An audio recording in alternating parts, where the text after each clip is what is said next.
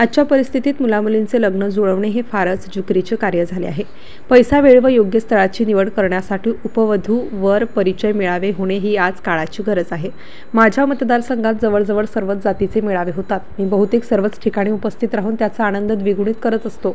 योग्य उपवर वधूची निवड अशा मेळाव्यात उत्तम होते, असे प्रतिपादन आमदार डॉक्टर संजय कुटे यांनी उद्घाटक पदावरून केले। दिनांक 11 फेब्रुवारी रोजी जळगाव जामोद व संग्रामपूर तालुक्याच्या वतीने जळगाव जामोद येथील सांस्कृतिक भवन मध्ये आयोजित तेली समाज राज्यस्तरीय भव्य मोफत वधूवर परिचय मेळावा व सोयरीक पुस्तिकेचे विमोचन करण्यात आले, त्यावेळी ते बोलत होते।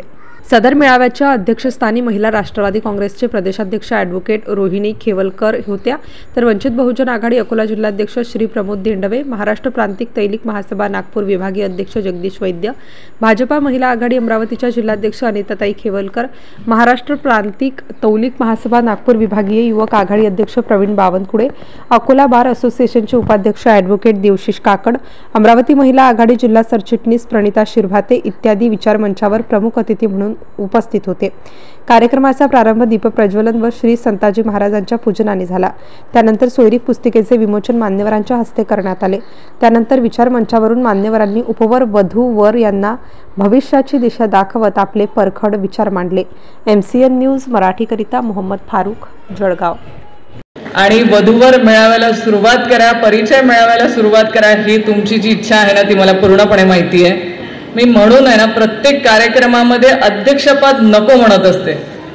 काय असतं, सगळे वक्ते बोलून होऊन जातात सर, आणि अध्यक्षपदाच्या भाषणाच्या वेळेस उभं राहिलं ना की असे रागाने बघत असतात खालचे प्रेक्षक आहेत ना, त्यांना असं वाटतं की आता हे अध्यक्ष भाषण लवकर संपवावं यांनी, कारण पेशंट संपलेले असतात। खुर्चीवर आपण बसण्याचं म्हणजे मानवजात बसण्याचे फक्त मॅक्झिमम 2 तास, त्याच्या बाहेर खुर्चीवर बसायला सांगितलं की सगळ्यांची चलबिचल सुरू होते, आणि ती मला जाणवायला लागली आहे। म्हणून आता अध्यक्ष केलंय, पण मला थोडं 5 मिनिटं अध्यक्ष केलंय, तेवढा सन्मान दिलाय, आणि सगळ्यांनी सांगितलं एक महिला म्हणून मला इथे अध्यक्ष बनवलंय, त्यासाठी मी आयोजकांचे खरंच मनापासून अभिनंदनही करेल की तुम्ही ती संधी दिली। कारण आम्ही समाजामध्ये वावरत असताना आज इथे 50% महिला बसलेल्या दिसत आहेत खुर्चीवरती। आम्ही समाजामध्ये म्हणा किंवा कायद्याने म्हणा आम्हाला 50% आरक्षण मिळालंय समाजामध्ये, आणि कायदा म्हणतो की आम्हाला 50% अधिकार आहेत, पण अजूनही अधिकार 50% मिळालेले नाही। त्या पद्धतीने या पुस्तिकेच्या माध्यमातून संबंध जुळण्यामध्ये अतिशय मोलाचं सहकार्य पुस्तकाच्या माध्यमातून होणार आहे। त्याचप्रमाणे वधूवर परिचय मेळाव्यामध्ये मी पाहिलं की जळगाव जामोद तालुक्यामध्ये आधी खरी चळवळ तर आमच्याच तालुक्यातली, म्हणजे वधूवर परिचय मेळावे सुरू झाले ते याच तालुक्यामध्ये सुरुवात, आणि त्यानंतर मग सगळं महाराष्ट्रभर वाढलेलं आहे।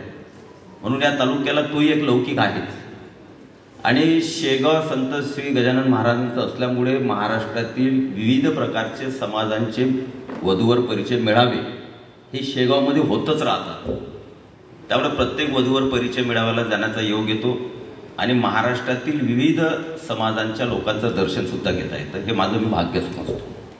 आपण सर्व बाहेरून आलात, अतिशय चांगल्या अशा वातावरणामध्ये आज हा कार्यक्रम होतोय, आणि निश्चितपणे मला पुढच्या कार्यक्रमाला आपली माफी मागून जायचं आहे, कारण जरा प्रथम राष्ट्र नंतर पार्टी आमच्याजवळ,